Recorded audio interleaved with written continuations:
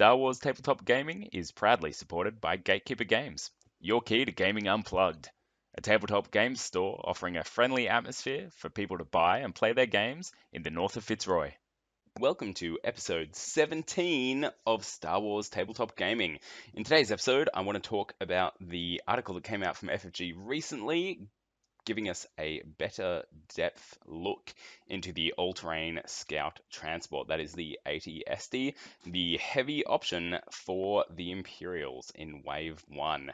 So the article has a good look at the AT-ST, specifically the extra weapons that we get with it that we haven't previously seen. But we'll get into that in a bit. First, I want to give a kind of overall rundown of the AT-ST, then we'll look at the weapons, and then we'll talk about kind of the tactics and strategies that maybe this vehicle will be able to help your Imperial forces with. So the vehicle itself, in case you're not aware, the AT-ST, it has 11 health, it has a resilience of 8, and we know what resilience does now too, so it's going to have to take 8 wounds until you're rolling on that damage table for a destroyed weapon, extra damage, losing action, etc, etc. So a resilience of 8, when compared to the resilience of 5 of the airspeeder, is really significant. It's only 3 less than its overall health at 11, and I think that that will make a big difference in people choosing to go Imperials with an AT-ST over Rebels with the more fragile airspeeder. It has a movement value of 2. It has what looks like a defensive surge. It has its weapons. Let's talk about it. Its keywords, that's what I'm looking for. It has armor, which means that only crits are going to hurt it, so only anti-vehicle weapons or lucky crits from infantry weapons are going to hurt this thing. It has Arsenal 2, and we'll talk about General Weiss, I feel better at Weiss, in a minute, and that brings it up to a potential of Arsenal 4, and that is the amount of weapons it gets to fire in an activation. So standard, it has Arsenal 2, which allows it to fire 2 weapons. So you're always going to be wanting to give your AT-ST at least 1 extra weapon.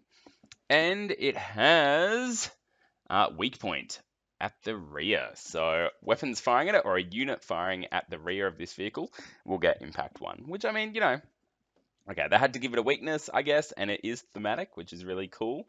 Is it going to be that huge a weakness? Probably not. You're probably going to cover this thing with stormtroopers, so the infantry's not getting behind you. What will be able to get behind it, I guess, are speeder bikes or air speeders from opposing armies and adding a bit of impact to their weapons. So it will come into it, but it's more just a bit of flavor than a real weakness, I think.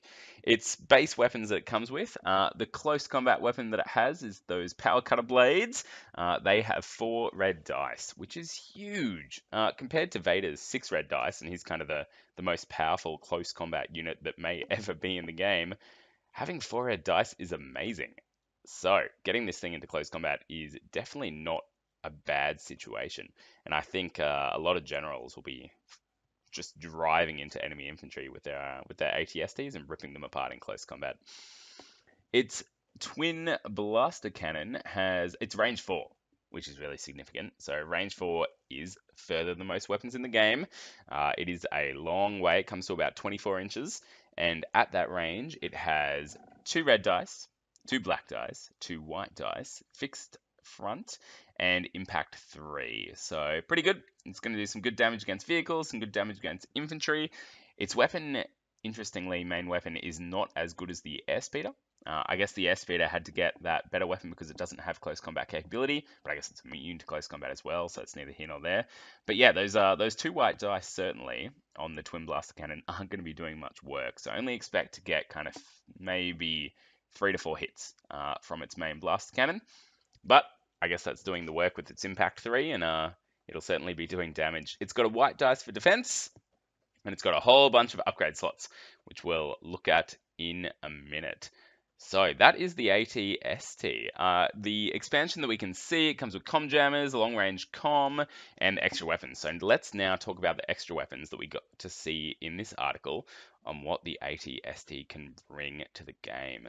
So first up, and I think this is the one that most people are going to use, is the 8.8 Twin Light Blaster Cannon. Only range 3, not range 4 like the main weapon, which is fair. AT-ST only, it's got impact 1, so that's another hit you're going to get against enemy vehicles. It has a 1 red dice, 1 black dice, and 1 white dice. So kind of following the theme of the main weapon, and that'll bring your total up to if you're within range 3, 3 red dice, 3 black dice, and 3 white dice, which is pretty significant. It is also fixed front as well, and it costs 20 points. Now, this thing usually is already pretty damn expensive at the, is it 190 or 195 points? So look, at 20 points is only, I guess, 10% of that or thereabouts. But 20 points is like half a Stormtrooper unit pretty much. So I guess 4 white dice compared to these dice, but well, it's a toss-up. So it's not cheap, let's put it that way. The next weapon that we saw are the DW3 concussion grenade launchers. It's range 1 to 2, so nice and close. That's only about 12 inches.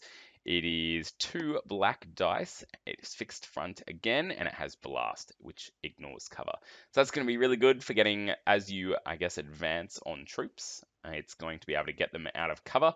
They're not going to just negate the hit from this. But I mean, it's only 2 black dice. Best case scenario, you get 2 hits with it. Yeah, I guess they're still going to be able to roll defense against it. But it's only 15 points. But still, 15 points is quite a lot. I'm not super sold on the concussion grenade launcher. The way I look at using my AT-ST is at range. It's got range 4 on its main weapon, so why do you want to get that in close and clog it up, essentially? And also, by getting it closer to the enemy, you run the greater risk of them getting troops around its weak rear. So I'm not sold on the grenade launcher. I think I'm going to use my AT-ST as a more kind of back at the back of my lines rather than leading from the front. So that's my thoughts. But the weapon that I'm most excited about is the AT-ST mortar launcher. So that is a minimum range of 4. So that kind of suits the way I want to use this vehicle. It has 3 white dice, which is not fantastic, but it has suppressive, which means after you perform an attack, the defender that this weapon was used against gains 1 suppression token, and it's only 10 points. So if you happen to hit with this weapon, which may be a tall order with 3 white dice, but if you happen to hit, you're now putting 2 suppression tokens onto any troops you're firing at, which is putting them in a real tough situation, especially if you've got first action and they're way over on their side of the battlefield, and boom, you've just chucked 2 suppression tokens on an enemy trooper unit. That unit's not going anywhere fast now. Certainly, they're pinned, so they're only getting 1 activation to start with. So they're moving 1. Let's say you get to shoot at them with another unit before they get to activate. You've now got 3 suppression tokens on them, and they're running. So they're running away, they're retreating off the board. And if they're at the back of the table, they're running off the board. So that's really significant. I think this mortar launcher is really cool. The idea of using 2 AT-STs with 2 mortar launchers and just making units flee off the table kind of each turn is really nice. So I personally will be giving my AT-ST mortar launchers and probably, I guess, that twin light blaster cannon. I don't know. So Arsenal 2 is what they've usually got, so they can only fire 2 weapons. And I'd rather be firing the mortar launcher, I think, than the twin light blaster cannon. That's my thoughts. But we also have General Weiss, which is the other big reveal from this article. Now, General Weiss is ground vehicle only, Imperial only, sure. He is exhausted. So when you use him, you have to exhaust him and you have to take a separate action later on in the game to stand him back up. So you're not going to be able to do this every single turn if you're going to want to fire as well and do things like move and aim, etc. But for only 10 points, check out what he does. Until the end of your activation, you gain Arsenal 2. While attacking, each of your minis can use up to 2 of its weapons. And they confirm that this does stack with the Arsenal 2 that the AT-ST already has. So you can fire up to 4 weapons. So if you put all the weapons on it, you can just go ham and fire all of your weapons and do terrible things to the enemy. So I think he's almost a must for AT-STs. You could obviously only have one of him in your army because he's unique. But if you're only running one AT-ST, I would be very surprised if you're not chucking the good old general in the top of that vehicle to point wildly at the enemy, brandishing his gloved finger of doom and firing all the weapons. So that's really cool. I'm really glad we got something like that, and I'm really glad that this is how they're approaching kind of unique characters. Having a whole, I guess, miniature for General Weiss would have probably been overkill, whereas having him as a bit of a flavorful upgrade card is nice, and I think he brings a lot to the AT-ST. So that is certainly how I'll be using it. I think I'll chuck General Weiss in there. I'll give it a twin light blaster cannon for regular use, and I'll chuck a mortar launcher on there as well. I'll probably skip the grenade launcher unless I just happen to have extra points for my army. Magnetizing seems to be like it'll be a good idea. Because the AT-ST, the sprue, I guess, will get it in, or whatever it comes in, probably baggies by the looks of it, will have the weapons separate. So be able to put them on and off and magnetize them to your heart's content. So that's pretty much everything on the AT-ST. Some other things we got out of the article is what you can do with your vehicles in shooting weapons at different units. So we hadn't really had it confirmed that you could shoot one unit at different things. Certainly, you can't assume that, but in this last picture here of the article, it shows the AT-ST firing its kind of twin blaster off to the left there at those troops, and I assume the main cannon or whatever it's firing at the AT-RT, and by those little explosions in the middle there on whatever that character is, maybe Luke by the looks of it, looks like they're firing the grenades at Luke. So that's 3 different units being fired at by one AT-ST. And then maybe if General Weiss is on board, that mortar launcher is firing somewhere else and pinning some troops.